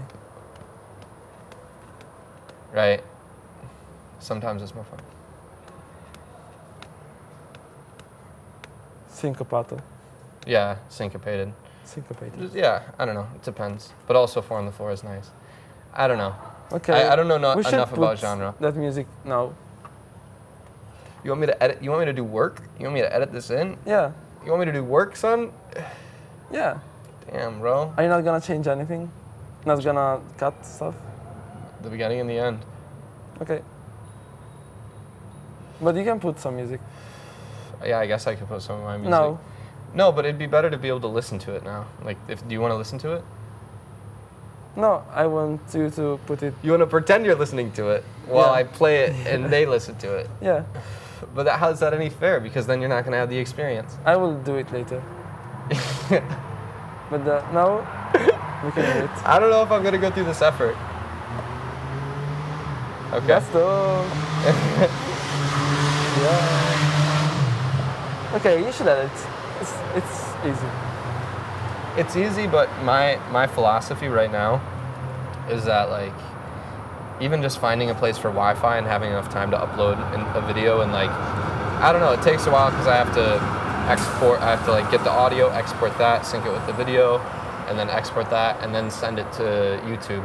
So it takes a while just to fucking do simple shit. I'm making excuses, of course, but Yeah. my reasoning is if I can be as lazy as possible, it's gonna make me want to do more of these. Slacker. Yeah, I'm a slacker. Exactly. Perfect usage. So I have to. I just learned this word today. Good job. So I don't know. I learned that. I don't know. If I try to make it too complicated, I won't do it. So I just do it and don't make it Yeah, complicated. okay, it's not complicated to. Yeah. You can add 3 seconds of your music.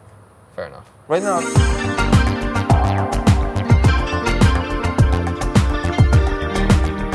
Okay. That was very good. What's that? That was very good. Thanks. I want to try. Maybe this summer. I don't know. Because every year I say, I will do this. Maybe in the summer when I don't have anything to do. But then I don't do Should that I bring shit. it with us? Do you think I can have a computer with us? No, probably not. What? Like, there's not going to be power. Is there going to be a power cord that I can plug into, you think? Where? This weekend. Oh. Yeah, I think yes. I think yes.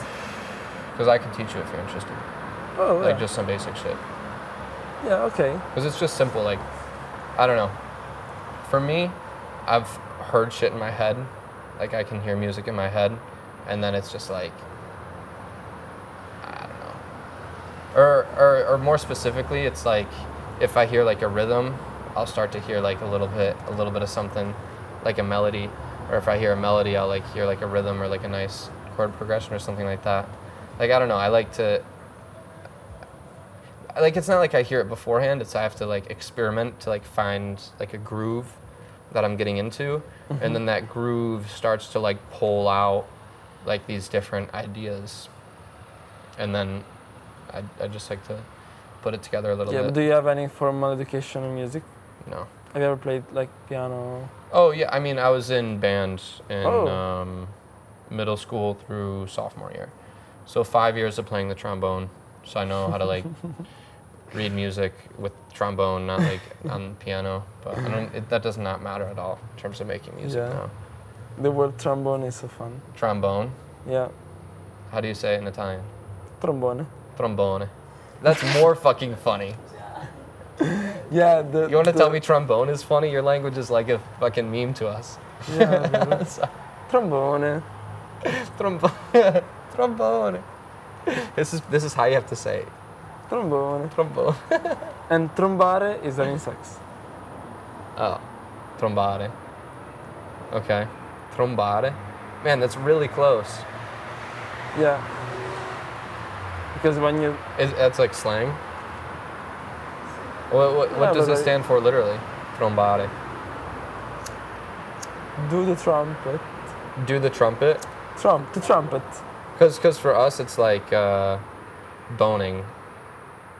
Like boning means like having sex. Or like the common joke with the trombone is you're a tromboner. Because like a boner is like when your dick is hard.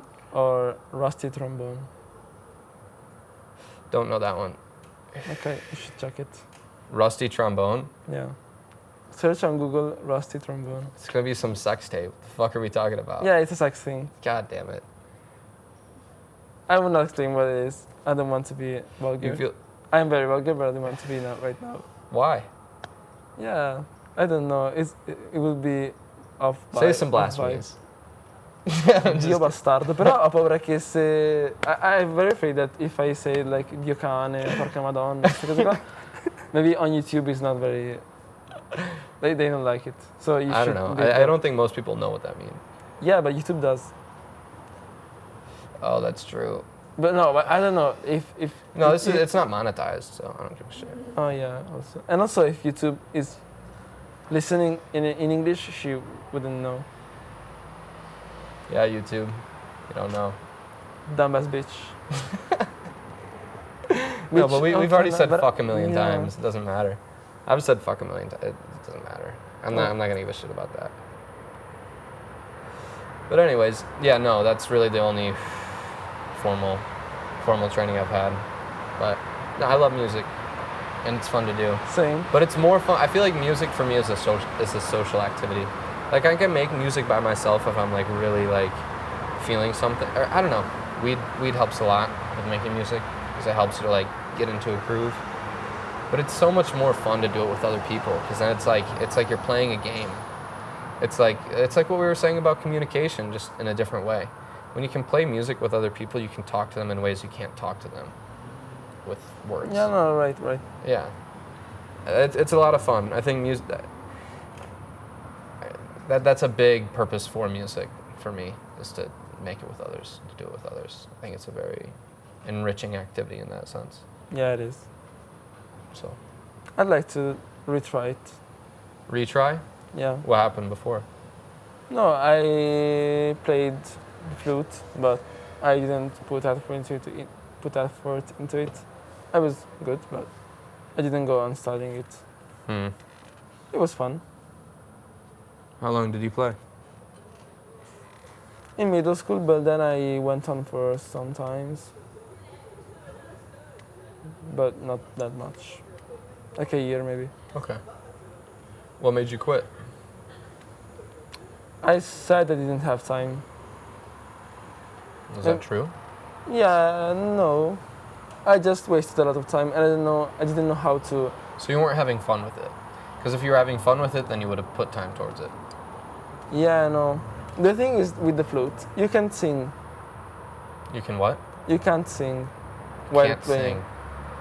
You cannot. With you, all wind instruments, you can't yeah, sing you while cannot playing. sing. And So you have a thing against all wind instruments. no, I love wind instruments, but you cannot sing. I want to play piano and say whoa. Okay. So you like And sing. singing. Yeah. Were you in choir? No. I So you suck never- at singing, Oh. but it's fun. Okay, fair enough. I'd like to do it, even doing it badly, but I want to do it. Fair enough. So yeah. So you say you know a little bit of piano. Have you tried teaching yourself? I know like the notes, I know the chords, but I've never studied like I never studied formally. I never put myself into it, and I never like learned how to do it quickly.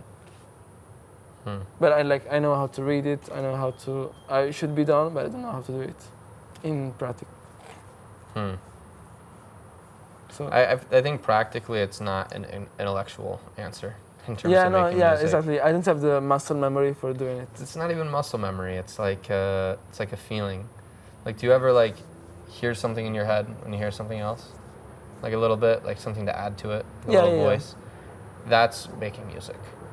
Yeah, no. So it's getting I'm not that talking sound. about making music, because maybe making music is related to how you perceive it. You mean like playing music? Yeah, maybe it's easier to think of music if you know how to do it yourself. I don't know. It helps. It makes helps. It helps, but the answer your is music- abstract. Yeah, but I think doing something related to music makes your music part of the brain develop more. So then everything Yeah. becomes easier, and it's a virtuous cycle. Maybe, but I think there's something that's just there from the beginning. Yeah, And maybe you're just getting into that and magnifying my that. teacher says that we learn about music in the womb, because the first rhythm we hear is the beat of our mother. Yeah, So we are born with rhythm in our blood. yeah. Yeah, we're rhythmic creatures. Yeah. So yeah, I think we have an innate music instinct, but then we can develop it. Yeah. Yeah, I don't know. I feel like a lot. I think they're both true, but I think a lot of it too is like getting to the point. I mean, like just like I've taught myself drums like a little bit, you know, like and just like getting like the double hit, like and shit like that, just so you can go did it, or like bring it up so you can do like a drum roll.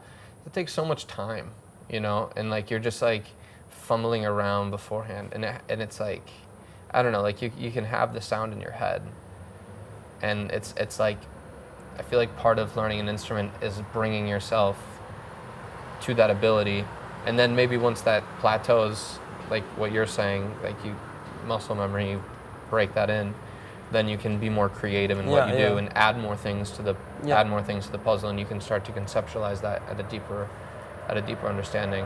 I think that's probably how it is. But yeah, I don't know. It's the same metaphor, or I guess I'm liking this metaphor of like making a fire. It's the same thing. that ember is already there. It's just you're the one bringing it, enlarging it. Yeah. But yeah, you should learn music, man. Or you should not learn music. You should just play music. Actually, I can learn a lot of things while music. Yeah, because I like You said it. you were interested. You said you wanted to. But I'm interested in a lot of things. I'm also interested in, I don't know, in art. I should also paint. I paint some. Yeah. I'm interested in writing. I write some. I'm interested in dancing. I dance some. I'm interested in, I don't know, in everything. Do you see that as I think it's Jack of all trades. Yeah, it's great, but then it's also limiting in a sense, right? Yeah, Jack of all trades is a master of none. But yeah, I like being. So I like do stuff randomly. Hmm. Maybe I will find my thing and put my life into Yeah, it. maybe that's the process. Or maybe not, Yeah, and just do everything, but not so good. yeah. But I like it. I have fun, so it's fine. I guess it's like, for me, I have limited my options, or I've just been more selective because I want to perform to a high degree. You know, I want to do something at a higher level. And I feel like I already do a lot. It's just like it's all interesting. And then as I keep going back to what I do, I get better at everything that I do. Even though I'm not doing one thing very specifically, I feel like what I'm learning transcends what I'm doing. How I'm learning transcends what I'm doing.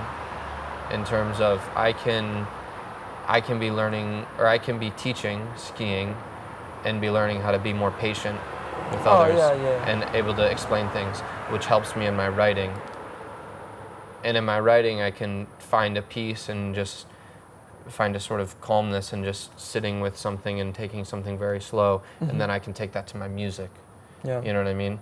And then I can practice something in music where I realize I'm maybe I'm, with learning drums, I'm teaching myself how to play the drums, and then that's giving me another understanding of the learning process, which then I take to ski instructing, right? So even though I'm doing things that are vastly different, in my mind it's just one understanding, and it's one understanding for multiple things, and it's almost like everything is its own word, like what we were talking about earlier with lacking words.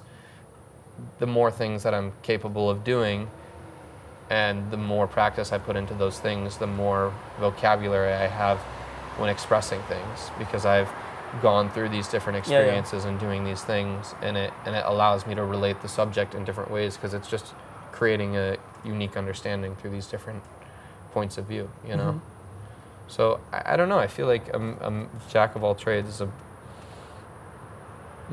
jack of all trades, master of none. I don't know if that's true. Actually, now I feel like there's another quote, or like I thought I heard that quote might have been mistaken and it was something else before, but I can't remember it. I heard also jack of all trades, master of none, but still better than a master of one. Okay, it's almost like it's because like a jack of all trades learns how to master himself. Maybe I don't know. Like through going through all this stuff, like you're not like a servant to one thing. Maybe it helps. Maybe doing one thing gives you deeper understanding into one thing, but maybe doing multiple things helps you get a deeper understanding into yourself, which is more valuable. Yeah. Also doing just one thing is very. I don't know if I put my life into doing basses, what would I make my bass for?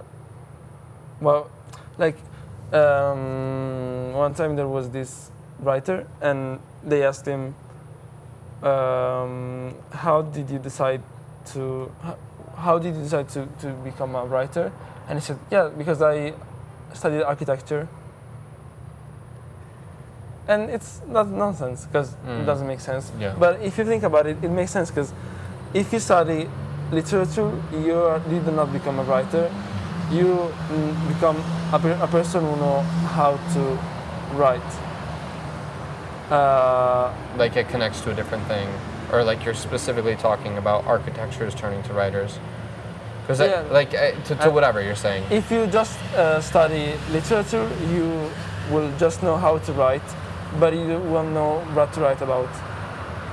But if you study both literature and architecture, you have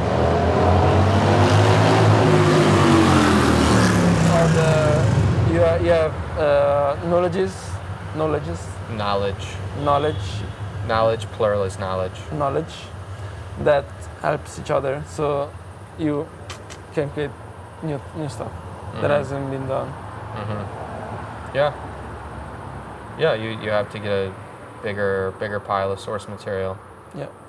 I really do think, I believe in that. I think doing other things benefits everything. Doing something benefits everything you do. But doing something benefits everything, or learning something benefits your understanding of everything. Because it's almost, I don't know. There's something deeper that connects everything. But I guess, I don't know. I think some people have it in them they see a vase when they're young, and they're just like entranced by that, and that just entrances them so much they like go and they're like want to learn how to make a vase, and then they do that, and then they do that for years and years and years and years, and they're just in love with this one thing. And I think that's a different understanding. I don't know if it's better. I wouldn't say it's better or worse or more or less. I think that's a much different understanding than doing other things, like than doing multiple I would things. say it's less. I would dare to say it's but less. it's more in a different way, you know. It's more in the way that you really dive into something and are able to create something. You're able to convey your ideas. I love this metaphor, by the way, vase making. You're able to bring these ideas across into something where, like, because you've worked on this craft so much that it can just stream across. You know, that idea into reality can just stream across, and you can create things that are very, very impactful. Whereas maybe, I don't know, if you're doing many things, what you're doing might not hold as much, you know.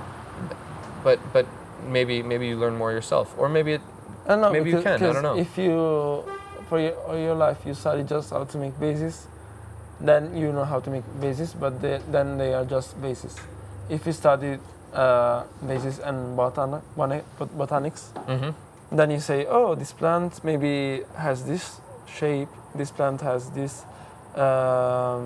interesting stuff about it that I could put into my vases, and then they become special vases because they are linked with natural stuff, with plants, with a lot of stuff, and they are something that maybe was never thought by anyone. But yeah. No, I think I take that. I think that point of view is closer to the truth. Yeah, having a wider understanding helps you. It's almost like having fresh eyes. You know, if you're just doing vases your whole life, you don't know what you're seeing.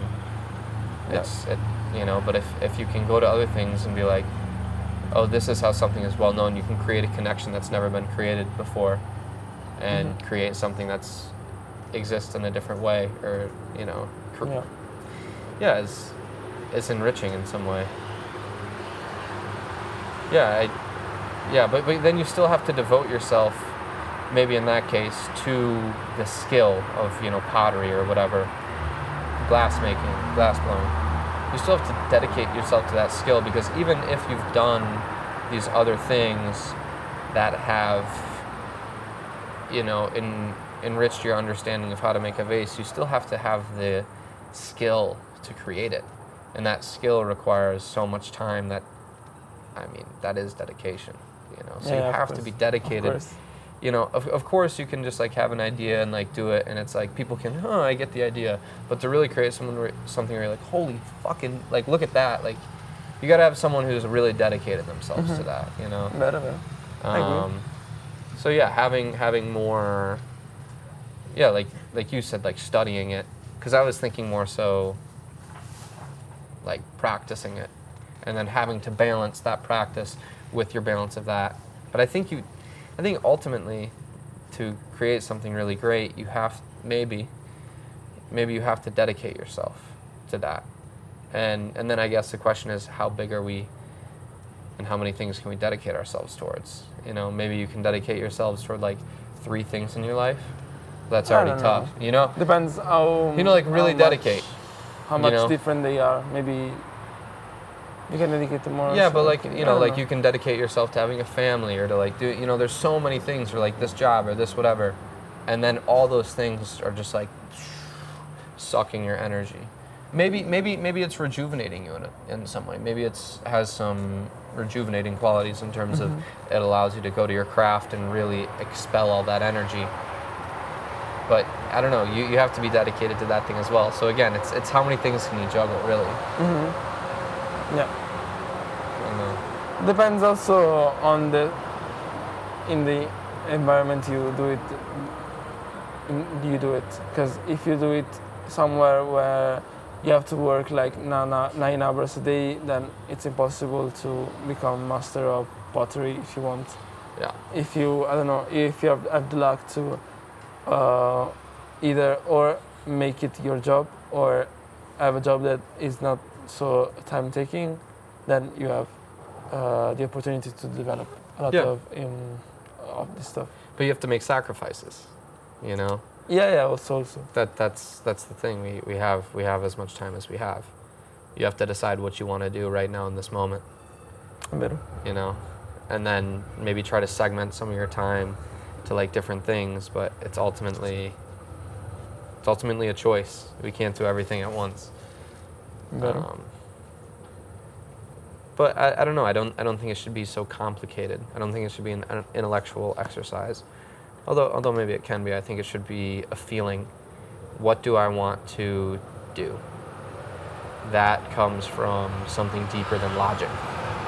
That comes from something that I have to search to find within myself. And once I do that work, and I think those things, or maybe it doesn't matter. Maybe it's just things that like come to me and things that I just connect with, and then it's like I want to do this thing, you know, and then I start doing it more, and then I realize, holy shit, I'm doing this thing. I like this thing. Mm-hmm. Like now that's something I want to dedicate myself toward, or like again, maybe there is no mental choice. Maybe some people can just live in the I am continuously enjoying this, and then I'm enjoying that. Like, I don't know, I sort of envy that state of being because I'm more analytical about it, about what should be more productive. Or I try to use logic logic uses emotion in terms of what do I really want to do? Go deeper into it, not like surface level. Like, I'm feeling this in this moment, but like really go into like what would fulfill me, you know. And of course there's so many ways to tackle that question. But I think it comes in little snippets through life moments of just like, I enjoyed that a little bit. I didn't enjoy that. I enjoyed that a little bit. I didn't enjoy that. Mm-hmm. And then it's sort of like a magnet. Or I mean, very, very slowly, it's like, I'm like, I'll choose to do this more. I'll choose to do this more. I'll choose to that less. I'll choose to that less. And then all of a sudden, I'm, you know, doing something more. But I don't know. Like, I don't know. This is something that I struggle with a lot. How to use intuition and when to use analytical thinking. And I guess I err more towards intuition and feeling, and because I think a lot of people have lived their life according to logic that have made a lot of regrets. Not regrets in terms of what they did, but in terms of what they didn't do, you know?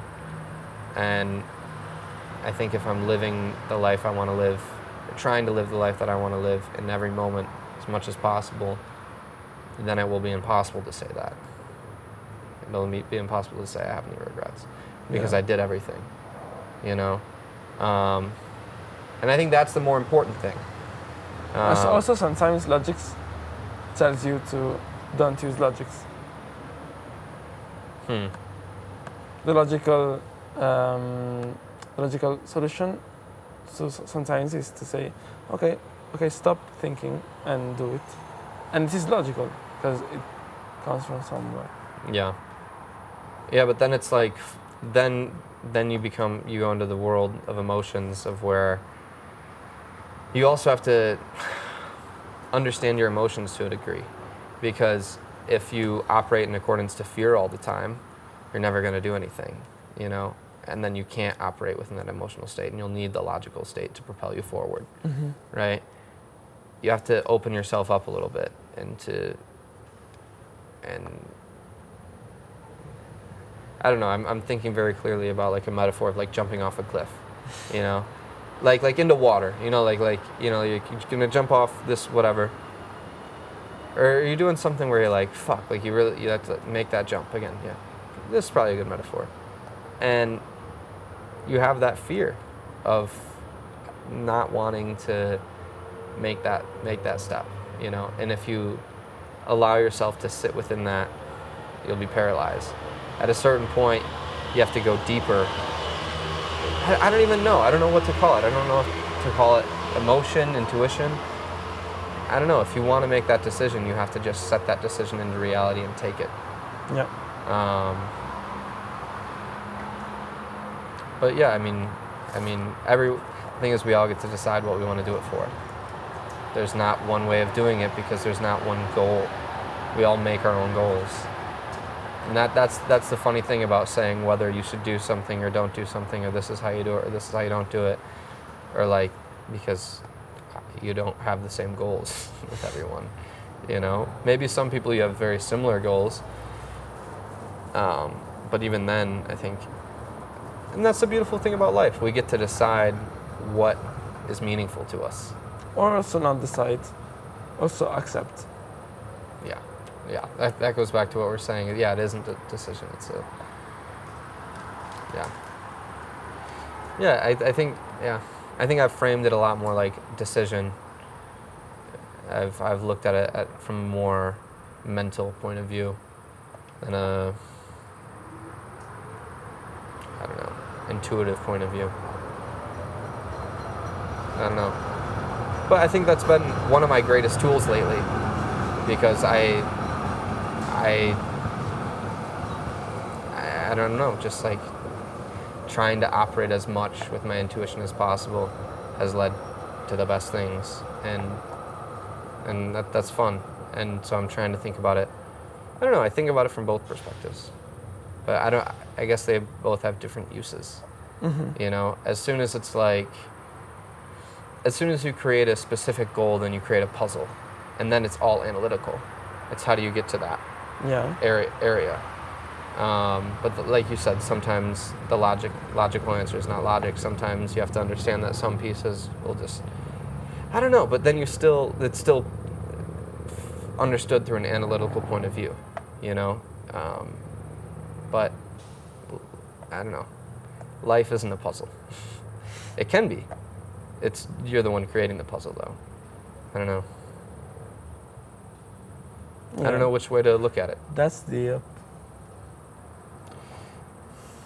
That's deep. That's the what? That's deep. The what? Deep. Deep. Okay. I thought you were saying the something. Sorry. No. That's deep, bro.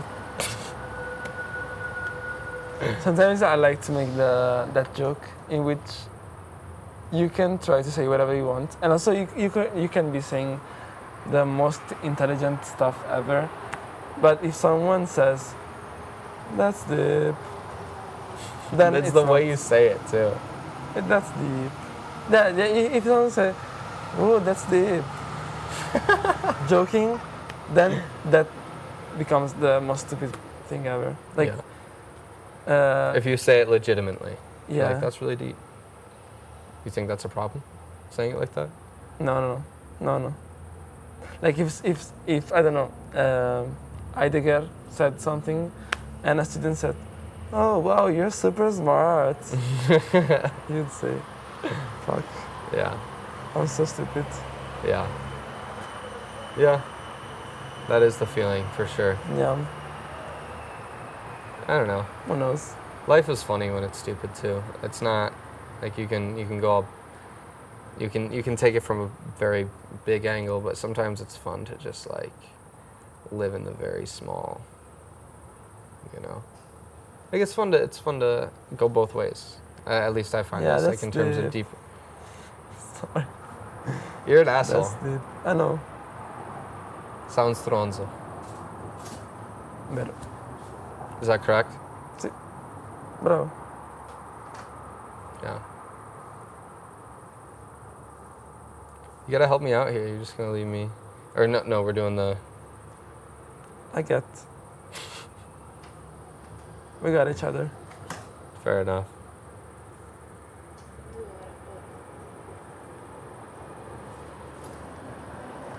Yeah, pretty much. 7, 6, 5, 4, 3, 2, 1. 2 hours. Woo! Are you tapping out? I think yes, a bit. Yeah. All right, we can call it here. We should do this again though, Yeah. and you should No, maybe put a word in. No thanks. Yeah. I think you should. Don't you think? Yeah, I think so. Yeah. if not, then I think. I think you're wrong. But that's okay. Bro, Willy! You did great. All right. Thank you. We can It's because call. of my host. All right, peace, doggy.